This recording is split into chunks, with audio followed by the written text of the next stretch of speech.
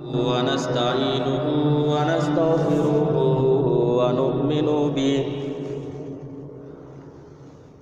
ونؤمن به ونتوكل عليه ونعوذ بالله من شرور أنفسنا ومن سيئات أعمالنا من يهده الله فلا مضل له ومن يضلله فلا هادي له ونشهد أن لا إله إلا الله وحده لا شريك له ونشهد أن سيدنا وسندنا ومكينا ومدنينا ومولانا محمدا عبده ورسوله أما بعد فأعوذ بالله من الشيطان الرجيم بسم الله الرحمن الرحيم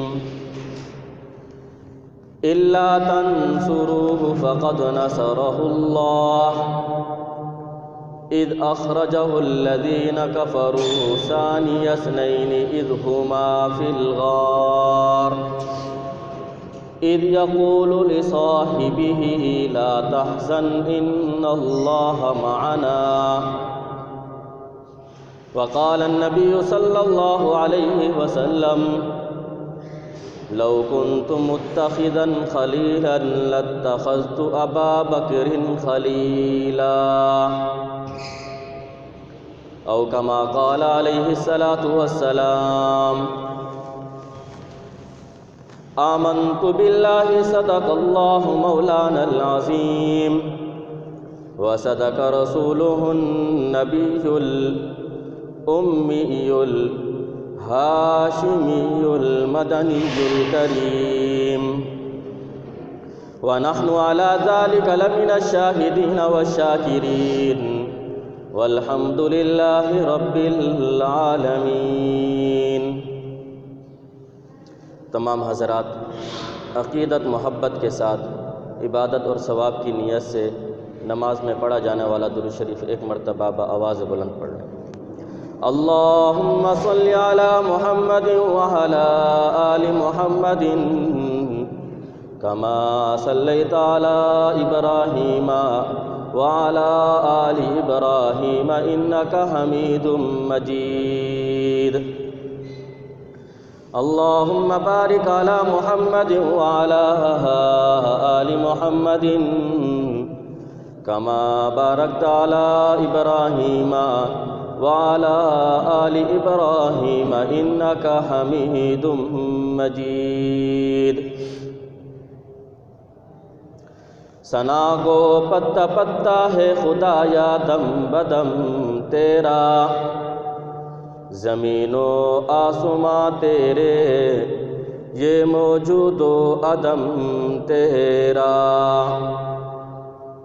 جو دنیا میں تیرا کھا کر شکوے کرے یا رب، تعجب ہے کہ اس پر بھی ہو لطف و کرم تیرا،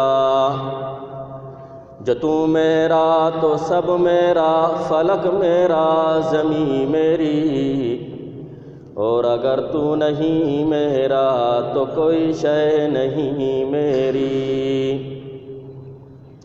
واجب الاحترام عزیزان گرامی، آپ کے سامنے قرآن کریم فرقان حمید 10واں پارہ کی ایک آیت کریمہ تلاوت کی، اور سرکار دو عالم تاجدار مدینہ محمد مصطفیٰ احمد مجتبیٰ صلی اللہ علیہ وسلم کی ایک حدیث مبارکہ پیش کی۔ جمادی الثانی کا مہینہ چل رہا ہے، اسی مہینے کے اندر 22 جمادی الثانی کو خلیفۃ الرسول، خلیفہ اول، خلیفہ بلا فصل افضل البشر بعد الانبیاء حضرت ابو بکر صدیق رضی اللہ عنہ کی وفات کا دن ہے، اور آج اتفاق سے جمعے کے دن بھی 22 جمادی الثانی ہے۔ گویا کہ اسی دن جو ہے حضرت ابو بکر صدیق رضی اللہ عنہ کی وفات ہوئی۔ اسی مناسبت سے حضرت ابو بکر صدیق رضی اللہ عنہ کے کچھ فضائل اور ان کے کارنامے گزارشات کرنا چاہوں گا۔ حضرت ابو بکر صدیق رضی اللہ عنہ کا نام عبداللہ، لقب صدیق اور عتیق ہے، اور کنیت ابو بکر، قبیلہ بنو تمیم، اور یہ واقعہ فیل سے تقریباً 2.25 سال بعد پیدا ہوئے، اور یہ واحد ہستی ہیں جو رسول اللہ صلی اللہ علیہ وسلم کی دعوت پر جنہوں نے سب سے پہلے لبیک کہا اور کلمہ پڑھ کر مسلمان ہو گئے۔ حضرت ابو بکر صدیق رضی اللہ عنہ کے بارے میں خود رسول اللہ صلی اللہ علیہ وسلم نے ارشاد فرمایا کہ جب سب نے مجھے جھٹلا دیا، جب کسی نے میری تصدیق نہیں کی، میری تائید نہیں کی، اس وقت ابو بکر اکیلا تھا جس نے میری تصدیق کی، جس نے میری تائید کی۔ قرآن کریم کی کئی آیات ایسی ہیں جن میں مفسرین کا اتفاق ہے کہ وہ آیات صرف اور صرف حضرت ابو بکر صدیق رضی اللہ عنہ کے فضائل اور ان کے مناقب اور ان کے شان میں نازل ہوئی۔ ان میں سے ایک آیت وہ بھی ہے جو میں نے خطبے کے اندر بیان کی، جس سے علماء نے استدلال کرتے ہوئے حضرت ابو بکر صدیق رضی اللہ عنہ کو غار یار کہا تھا۔ الا تنصروہ، اگر تم لوگ اس نبی کی مدد نہیں کرو گے، فقد نصرہ اللہ، اللہ فرماتے ہیں کہ اس نبی کی مدد پھر اللہ نے کی۔ کب؟ اذ اخرجہ الذین کفروا، جب ان کافروں نے نبی پاک صلی اللہ علیہ وسلم کو مکے سے نکالا، ہجرت پر مجبور کیا۔ ہجرت کرتے ہوئے یہ ایک غار میں چلے گئے۔ اس غار میں 2 ہستیاں تھیں، ثانی اثنین اذ ہما فی الغار، تو کفار تعاقب کرتے ہوئے، پیچھا کرتے ہوئے اس غار کے دہانے پر پہنچ گئے۔ لوگ حج اور عمرے پر جاتے ہیں، اس غار میں بھی جاتے ہیں۔ جو لوگ اس غار میں گئے ہوں گے، غار ثور میں، تو اندر اگر کوئی شخص بیٹھے اور غار کے دہانے پر کوئی کھڑا ہو تو اس کے پاؤں نظر آتے ہیں، اتنے قریب۔ تو اس طرح کافروں کے پاؤں حضرت ابو بکر صدیق رضی اللہ عنہ کو نظر آ رہے تھے۔ فکر مند ہوئے، فکر لاحق ہوئی، پریشان ہوئے، اپنے لیے نہیں، اپنے سے زیادہ اپنے محبوب محمد الرسول اللہ صلی اللہ علیہ وسلم کے لیے۔ اس وقت جو وحی اتری اور زبان نبوت سے جو جملہ نکلا وہ یہ تھا، لا تحزن، اے میرے یار غار، اے میرے رفیق سفر، اے میرے ہجرت کے ساتھی، اے میرے اوپر سب سے پہلے ایمان لانے والے، اے میری خدمت میں سب سے زیادہ رہنے والے، اے میرے اوپر سب سے زیادہ مال خرچ کرنے والے، میری صحبت میں سب سے زیادہ رہنے والے، اے پورے خاندان سمیت میری خدمت کرنے والے، لا تحزن، فکر نہ کر، غم نہ کر، پریشان نہ ہو، گھبراہٹ اپنے اوپر جاری نہ کر، ان اللہ معنا، بے شک اللہ ہمارے ساتھ ہے، اللہ ہماری حفاظت کرنے والا ہے، اللہ ہمارا معاون ہے، اللہ ہمارا مددگار ہے، اللہ ہمیں ان کافروں کے شر سے بچانے والا ہے۔ تو اس آیت کے اندر اللہ رب العزت نے حضرت ابو بکر صدیق رضی اللہ عنہ کے ایک شان کو بیان کیا۔ علماء فرماتے ہیں کہ گویا کہ اس آیت کے اندر اللہ رب العزت لوگوں سے گلہ کر رہے ہیں، الا تنصروہ، اگر تم نبی پاک صلی اللہ علیہ وسلم کی مدد نہیں کرو گے تو اللہ نے مدد کی، اس مدد کے اندر جو واسطہ بنے، جو اس مدد کے اندر وسیلہ بنے، جو ذریعہ بنے، یہ امتیاز حضرت ابو بکر صدیق رضی اللہ عنہ کو حاصل ہوا۔ اور دوسری آیت 30واں پارہ ہے سورۃ اللیل، وَسَيُجَنَّبُهَا الْأَتْقَى، ان قریب اس جہنم سے بچے گا وہ جو سب سے بڑا متقی ہے، الَّذِي يُؤْتِي مَالَهُ يَتَزَكَّى، جو اپنا مال راہ خدا میں اس لیے خرچ کرتا ہے کہ وہ پاکیزہ ہو جائے۔ تمام مفسرین کا اتفاق ہے اس آیت کی مصداق بھی حضرت ابو بکر صدیق رضی اللہ عنہ ہیں۔ ایک متقی تو وہ ہے جو خود اپنے آپ کو کہتا ہے کہ میں متقی ہوں، میں پرہیزگار ہوں۔ ایک متقی وہ ہے جسے لوگ کہتے ہیں کہ وہ متقی ہے، اور ایک متقی وہ ہے جسے رب خود اپنے کلام پاک میں کہے کہ وہ متقی ہے۔ اس کے تقوی کا عالم کیا ہوگا؟ آج ساری دنیا تقوی کی تلاش میں مسجد میں آتی ہے، نماز پڑھتی ہے تاکہ تقوی حاصل ہو جائے، روزے رکھتے ہیں تقوی حاصل ہو جائے، زکوٰۃ دیتے ہیں تقوی حاصل ہو جائے، مساجد مدارس میں آتے ہیں علم حاصل کرنے کے لیے تقوی حاصل ہو جائے، تبلیغ میں جاتے ہیں، گشت کرتے ہیں تقوی حاصل ہو جائے، جہاد میں جاتے ہیں تقوی حاصل ہو جائے، خانقاہوں میں اللہ کی ضربیں لگاتے ہیں تاکہ تقوی حاصل ہو جائے، علماء اور نیک لوگوں کی مجلس میں جا کر بیٹھتے ہیں تاکہ تقوی حاصل ہو جائے، تلاوت کلام پاک کرتے ہیں تقوی حاصل ہو جائے، ذکر و اذکار میں مشغول رہتے ہیں تقوی حاصل ہو جائے، اور حج پر جاتے ہیں حج کرنے کے لیے تاکہ تقوی حاصل ہو جائے، عمرے پر جاتے ہیں تقوی حاصل ہو جائے، بیت اللہ کا طواف کرتے ہیں تقوی حاصل ہو جائے، دعائیں مانگتے ہیں تقوی حاصل ہو جائے، اور خانقاہوں میں جا کر بیعت کرتے ہیں تقوی حاصل ہو جائے۔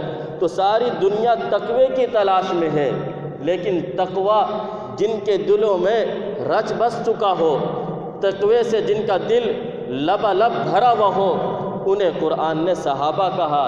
انہی صحابہ کے بارے میں اللہ نے فرمایا امتحن اللہ قلوبہم للتقوی، اللہ نے ان صحابہ کے دلوں کو تقوی کے لیے چن لیا ہے۔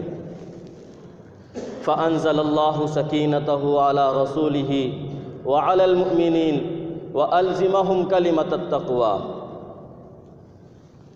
26واں پارہ ہے، سورۃ الفتح ہے، ان صحابہ کا ذکر ہے جو بیعت رضوان میں شریک تھے۔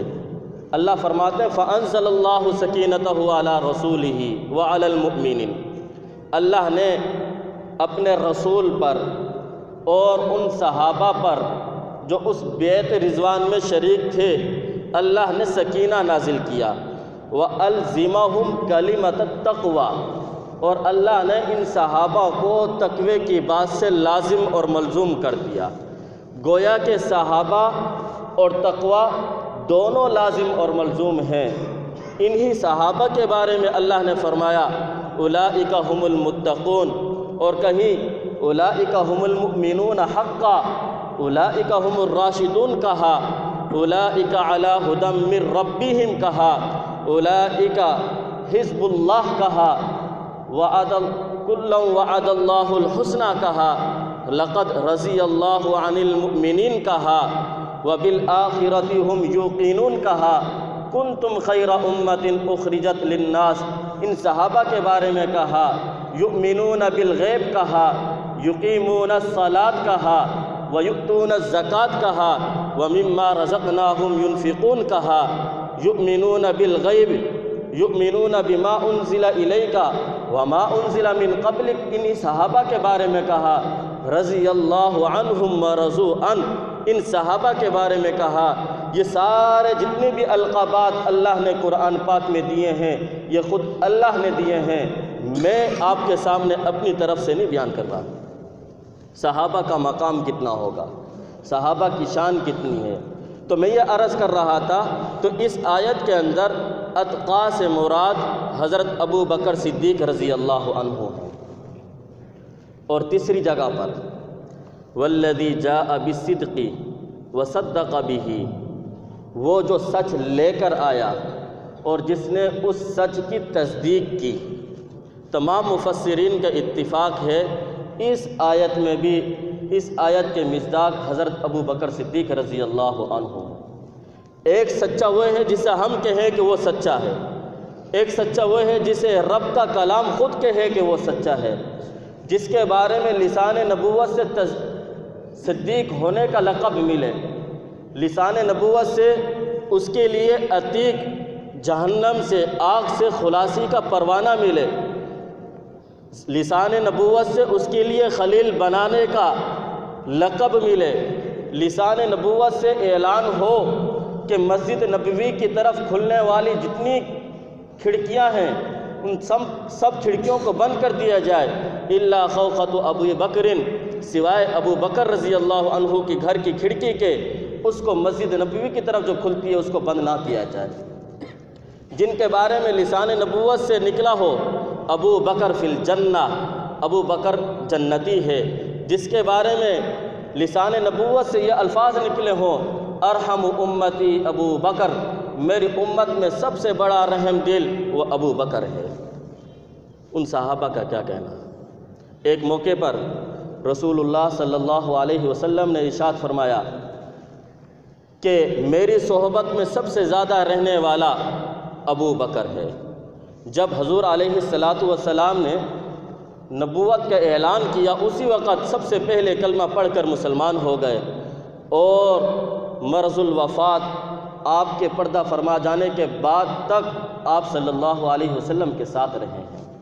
تو فرمایا کہ سب سے پہلے میرے اوپر ایمان لانے والا، سب سے زیادہ میری صحبت میں رہنے والا، سب سے زیادہ میرے اوپر مال خرچ کرنے والا وہ ابو بکر صدیق رضی اللہ عنہ۔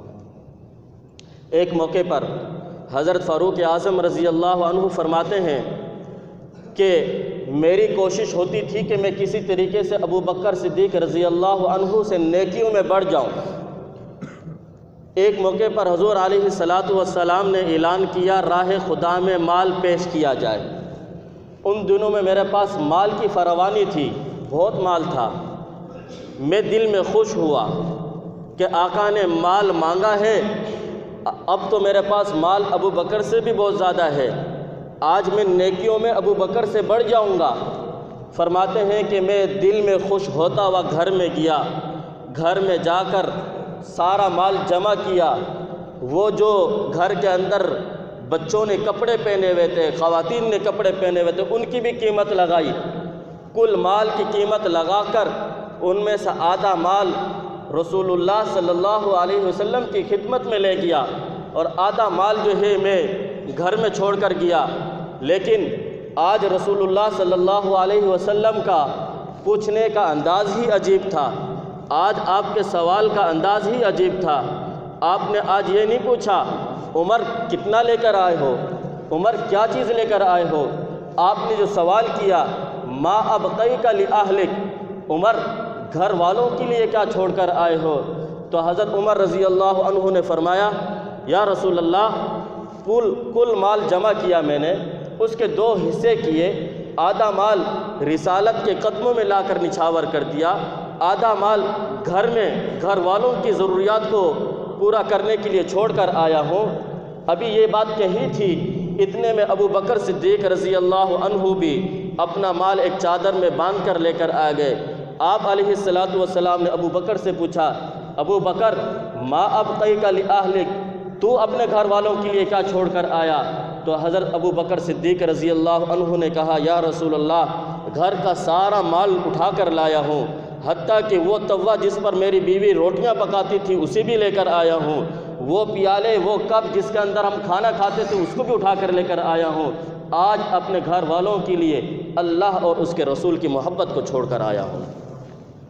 تو حضرت عمر رضی اللہ عنہ فرمانے لگے میں نے اپنے دل کو سمجھایا کہ تو ابو بکر سے آگے نہیں بڑھ سکتا۔ ایک موقع پر حضور علیہ السلام نے ارشاد فرمایا اگر دنیا کے اندر مجھے اللہ تعالیٰ کی طرف سے اجازت ملتی کہ میں کسی کو خلیل بنا لوں تو میں ابو بکر کو اپنا خلیل بناتا۔ ایک موقع پر حضور علیہ الصلاۃ والسلام نے ارشاد فرمایا ابو بکر مجھ پر سب سے پہلے ایمان لانے والا ہے، ابو بکر نے میری خاطر مار کھائی ہے کافروں سے، تم ابو بکر کو تکلیف مت پہنچایا کرو، کیونکہ ابو بکر کو تکلیف پہنچانا مجھ محمد کو تکلیف پہنچانا ہے۔ تو آج 22 جمادی الثانی ہے، اسی دن حضرت ابو بکر صدیق رضی اللہ عنہ کی وفات ہوئی۔ جب آپ کا وصال ہونے لگا، آپ جب بیماری کی حالت میں تھے، اس وقت حضرت علی رضی اللہ عنہ ملنے کے لیے آئے۔ حضرت ابو بکر صدیق رضی اللہ عنہ نے کہا کہ اے علی، میں تجھے وصیت کرتا ہوں، جب میں فوت ہو جاؤں تو مجھے غسل دینا، کفن پہنانا، قبر نہیں کھودنا، بلکہ میری میت کو لے جانا جنازہ پڑھا کر، اور آقا صلی اللہ علیہ وسلم کے روضے مبارک پر کھڑے ہو کر یہ کہنا کہ ابو بکر آیا ہے۔ اگر روضے کا دروازہ کھل جائے تو مجھے اندر دفن کر دینا، اور اگر روضے کا دروازہ نہ کھلے تو مجھے جنت البقیع میں دفن کر دینا۔ اور ہوتا کیا ہے، جب کوئی فوت ہو جاتا ہے تو سب سے پہلے قبر تیار کی جاتی ہے، میت کے لیے قبر تیار کرو، لیکن یہاں پر کیا کر رہے ہیں، ابو بکر صدیق رضی اللہ عنہ کہہ رہے ہیں کہ سب سے پہلے مجھے کفن پہنانا، غسل دینا، کفن پہنانا، جنازہ پڑھ کر قبر نہیں کھودنا۔ چنانچہ جب ان کی وفات ہو گئی، حضرت علی رضی اللہ عنہ سب سے آگے تھے، چونکہ وصیت انہی کو کی گئی تھی نا۔ تو حضرت علی رضی اللہ عنہ فرماتے ہیں کہ میں روضہ رسول کے قریب جا کر کھڑا ہو گیا، میں نے اس وقت یہ کہا کہ یا رسول اللہ، ابو بکر آئے ہیں۔ تو حضور علیہ الصلاۃ والسلام کے روضہ مبارک کا دروازہ کھلا اور ایک آواز آئی، ادخل الحبیب الی الحبیب، حبیب کو حبیب کے ساتھ ملا دو۔ اور پھر فرماتے ہیں کہ جب قبر کو کھودا گیا، 2 منٹ کے اندر، تھوڑی سی دیر کے اندر قبر جو ہے تیار ہو گئی، گویا کہ رسول اللہ انتظار میں تھے کہ میرے حبیب کو، میرے دوست کو میرے قریب کر دیا جائے۔ اور جب فوت ہونے لگے، حضرت امی عائشہ صدیقہ رضی اللہ عنہا کے گود میں سر رکھا ہوا تھا، فرمانے لگے عائشہ یہ تو بتا آج دن کون سا ہے؟ تو حضرت عائشہ رضی اللہ عنہا فرمانے لگیں آج پیر کا دن ہے۔ پھر پوچھا کہ حضور علیہ الصلاۃ والسلام کی وصال کب ہوا تھا؟ کہا پیر کے دن۔ پھر پوچھا کہ حضور علیہ الصلاۃ والسلام کے جب فوت ہو رہے تھے اس وقت لیٹنے کا انداز کیسے تھا، ان کا سر کہاں تھا؟ تو عائشہ صدیقہ رضی اللہ عنہا نے فرمایا کہ میری گود میں آپ علیہ الصلاۃ والسلام کا سر تھا، اس وقت بھی ابو بکر کا سر حضرت عائشہ صدیقہ رضی اللہ عنہا کی گود میں تھا۔ تو پھر پوچھنے لگے کہ ان کی آخری گفتگو کیا تھی؟ تو حضرت عائشہ فرمانے لگیں ان کی آخری گفتگو بھی یہی تھی جو آپ کر رہے ہیں۔ پھر حضرت عائشہ رضی اللہ عنہا فرمانے لگی آپ یہ باتیں کیوں پوچھ رہے ہیں؟ کیا فرمانے لگے؟ پوری زندگی نبی کے طریقے پر گزاری ہے، آج چاہتا ہوں کہ فوت بھی نبی کے طریقے پر ہو جاؤں۔ یہ تھا نبی حضرت ابو بکر صدیق رضی اللہ عنہ کی محبت کا انداز کہ حضرت ابو بکر صدیق رضی اللہ عنہ نے کس طریقے سے جو ہے رسول اللہ صلی اللہ علیہ وسلم سے محبت کی۔ دعا کریں اللہ تعالی ہمیں حضرت ابو بکر صدیق رضی اللہ عنہ کی محبت اور ان جیسی اتباع رسول جو تھی ہمیں بھی عطا فرمائے۔ وآخر دعوانا ان الحمد للہ رب العالمین۔